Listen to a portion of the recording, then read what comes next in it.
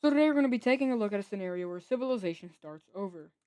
We are on episode 68 of the series, and in the last episode we saw a plethora of things happen, such as Washington invade Oregon, Nigeria and the African Union splitting up Gabon, this purple kind of union formed up, the war in Southeast Asia, basically the Sri Lankan Civil War concluded, and this war is now going on and it's not doing very well. And also, the Confederation of Nations, the World Organization, has collapsed, and we'll see the after effects of that in this episode, which will include more invasions, more unions, and some technological advancement.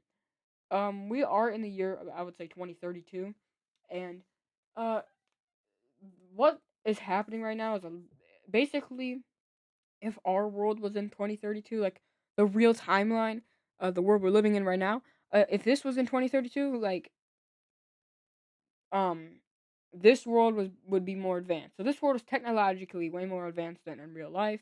Not way more, but a good amount. But anyways, we're gonna see what happens in this video.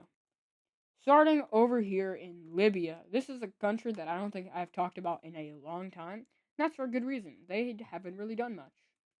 They did some stuff with Sicily, so yeah. Um but that wasn't really a war, it was just relinquishing of land. But anyways, Egypt, Libya. Yeah, Egypt is they want to expand. They already expanded down here, they can invade their allies, and I don't know why you would invade Cyprus. So you got Libya right here, right? Um and that's what they're gonna start doing. They're gonna start their invasion of Libya, and it's gonna go pretty easily, I would say.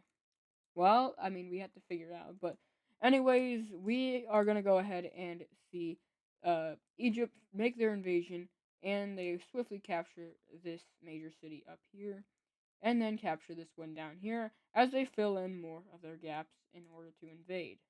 Libya is going to go ahead and get its stuff together and push back in the southern regions, and even take back this major city, as they also push back in this area as they fully push back in the southern regions. However, the Egyptians are going to make a campaign to go down this way, and the war seems like it's going to be, some like back and forth type action. But that is when a country joins the war, and that is Algeria, or not Algeria, Morocco. Morocco's going to go ahead and join the war and immediately capture a bunch of major cities. Libya was not expecting this at all, and with this invasion, it's kind of over as they separate the Carthage area from the rest of Libya. And with that, we're gonna have another guy come into the war. Maybe not an expected person to come into the war, but yeah, the Saharan country, I guess just the Algerian country now, they're going to make their invasion of Libya. And they have some desert trained, arid, like, I guess, yeah, the arid desert trained militias. They were just fighting over here. Oh no, they didn't fight over here because this country collapsed. But they were fighting over here during the Algerian War. Um, but yeah, their really campaign is just to capture as much major cities as possible so they can get as much population as possible. But you also kind of have to assimilate it, so maybe this isn't the best thing to do. Oh well, they're doing it anyway. The Egyptians are gonna see these two people kind of just like coming into their country or coming into their land that they've won, and like, oh, that's not very nice. These two people. So basically, Egypt is going to go ahead and ramp up their invasion as they take the capital, as well as this major city, and make a huge encirclement of Libyan troops as they all surrender. And Egypt is ramping up their invasion of the coastline. Things get worse as these Tunisian areas are taken, and eventually, Libya is just gonna they're gonna die and they're gonna surrender. So let's go ahead and take a look at the peace treaty of Libya. So over here we can see Egypt is going to take this amount of land right here. So that's pretty much the more important areas of Libya. The Moroccan country is going to get this land, which is the rest of the important lands. And yeah, the Libya is just kind of like this for a couple weeks until they go ahead and decide to join with the Saharan country, which the Saharan country is a big country now. Um, the reason they did this though is because they were weak. The people of the country already like the people over here already identified more with the Saharans than they did with the people up here and up here. So that's why they made that decision. And there's one less country on the map over here in Africa. Next up, we see something happening in Africa again, which is, uh, yeah. So I would make the African Union invade Mozambique here. I'm not gonna do that actually. I'm just gonna say Mozambique's gonna join the African Union, as they have, they have similar um, um, you know, what is going on? Arabia is imperializing other areas. So is Egypt, as you can see, and we should all unify in deterrence of this, so we don't have to deal with this, and we can beat this. Yes. So that's what they do. That's what they think. That's what they think is gonna happen, and that's what's gonna happen. Maybe. Anyways, let's move over here to Sumatra, where we see something happen. Well, I guess just continuation of things happening. We can we can go ahead and see that the Arabians are going to make a lot of campaigns over here on the island. Whoa, on the island regions, and also the, oh my god, this is a horrible mouse.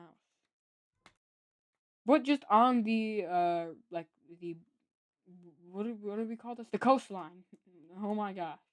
But they meet up with this, and this is probably the height of the Arabians in the war. This is probably the best they're gonna do, as they also make landing over here in the northern tip of Sumatra, and the Thais are also pushing in to this country pretty rapidly, the mainland.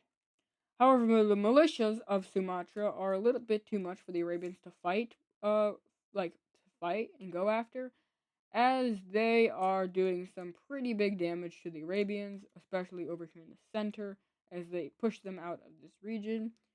However, the Arabians are making some major gains over here in the northern tip of Sumatra. Anyways, let's go ahead and focus on something else, which is power rankings. Now, I haven't done power rankings in a little bit, and these are not those. That's not rankings. This is very outdated, and some of it really doesn't make any sense at all. So let's go ahead and get rid of this. So number one is still the Arabian Union. This is still the most powerful country in the world as of 2032. Number two is actually the African Union. What they have also been kind of doing some great stuff. Number three is China. So they are they're just kind of chilling over here in East Asia. They don't have much to do. I mean, they were just against this huge I guess terrorist organization. But they released that, and this is going well for now. Um, Maybe not in the future, but we'll focus on that in a later episode. I guess number four would be Egypt. They just annexed these areas, so they're maybe not number four, maybe they're number five, but I'm just gonna put them at number four because I want to. Number five is gonna go to the Southern French Union, which I don't even know why I call it the Southern French Union. I mean, it is the Southern French Union because it was two Southern French countries, but like it's just a French Union now. You could just call it France, I guess. Number six is gonna be America. I mean, they were a union, and then they took Carolina, so now they're just America. I guess you can call them Ohio, but their capitals in Michigan and in Rhode Island, so maybe not. I'm actually gonna go ahead and give seven to Russia. I feel like they've also been like improving their economy and logistics, technology, all of the all of the factors, all of the above. Number eight is gonna go ahead and be South China, and then number nine is gonna go ahead and be Korea. Korea is also doing that. However, they're way more isolationist. They have good relations with China, and then good relations with the Japanese countries, and then everybody else they don't really care for. Number 10, I have no clue. I'm thinking of uh, I'm hmm, I'm thinking of like 8 countries to put in the 10 slot, but I think I'm gonna have to give the slight edge to Turkey. Um, I mainly just say this because of the fact that um they came back, and then they were doing not very good in terms of GDP per capita and living standards. However, they've definitely improved a lot since World War Five, and they're doing pretty well now. World War Five, I was correct. I literally looked for like 10 minutes because I forgot if there was a World War Four or not. I just get my series mixed up with other series. I'm sorry. I don't know what I was saying, by the way, like at all. So we're going to continue with the video, and we're going to be talking about AI. So AI is rapidly improving in North America. It also is improving in South Asia and Australia. So those are some things to maybe worry about in the next couple of episodes. But for now, we're gonna look at Ottawa. Ottawa has just elected a leader. This is not a fascist. It's not a dictator. It's not any of the above. It is a expansionist though. This expansionist hates I guess what do you call this? Superior? I guess you call it superior. Doesn't matter what you call it because it's about to not exist anymore. They're getting blasted, as Alton would say, and their capital is gone. However, it does hold out for a little bit. Not really for long though, as their country is gonna die anyway. So, uh, yeah, this country that didn't last long. This country was way stronger than this country, and that is further proved by the fact it's fully annexed in the peace treaty. Um, yeah, bye. So this country is actually probably, honestly, it's probably stronger than this one, because of the fact that well, this has way more population, probably way more GDP than this, that, maybe not that, but definitely probably that, not this. But yeah, this country is a regional power. I would say it's definitely not like this, which is it's a big, it's a world power. Um, but yeah, so that's I guess a North American war update. Let's go to Atlantis actually. Atlantis. Okay, so the thing with Atlantis is that it just annexed a huge amount of land.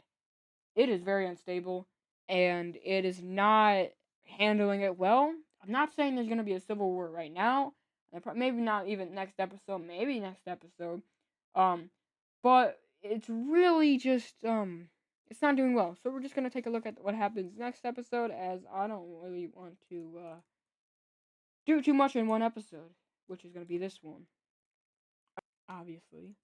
Oh, but the next thing that's gonna happen is, uh, there's an election going on in the blue country, right? I guess you could just call this Cockerel Pakistan or whatever. What I know there's something like that in this area, but yeah. So they have an election, and it's like 51 or it's 52-48, and a new leader gets into office. This guy is a pro purple not Unitarian. Unite. They just want to unite with the purple team, and the purple team is going to get this request from this country, and they're going to accept it. So now we have this kind of big Central Asian country. Now the thing is with the orange country is that they're still in the process of joining. So I mean, you could pretty much say this is in effect. However, they're still in the process. So in the next episode, we will see these guys join. But just not now, just for simplicity reasons. Back over here in this country, we're gonna see well, first of all, we're gonna have Arabia taking these islands, so that's I guess good for them. They're taking islands. It's probably not the best thing to do, but hey, it works, I guess. And from this, they're gonna make some more invasions. And they're gonna really focus on the southern area, in which they're gonna launch a huge offensive, and it actually goes really well until it doesn't. See, what happens is more groups just rise up, and you might be wondering how. Well, it's mainly just because of the fact that the people just don't want to be ruled by this like random other outsider country that's all the way over here. Rightfully so, and so they're gonna really just kick out these guys, not from that island, but they're gonna kick out these guys a lot, and they're gonna retreat a lot. And the Arabian public is starting to really not be in favor of this war, as it's costing a lot of Arabian lives. Like, why are we just sending a bunch of troops to their graves? And then pretty much endless war. However, the Arabian government doesn't really care about that for now, as they're just caring about, really just, they're not really caring about their people. Um, and they're like the blue countries even able to fight back the ties, which I find very surprising. But that is gonna go ahead and do it for today's video. I wanted to make it a little bit longer, But then again, maybe not. I don't think that's a good idea.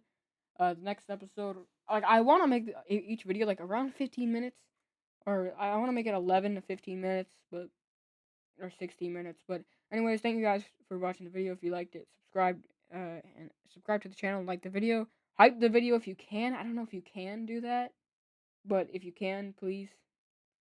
Yeah. See you guys in the next video. Goodbye.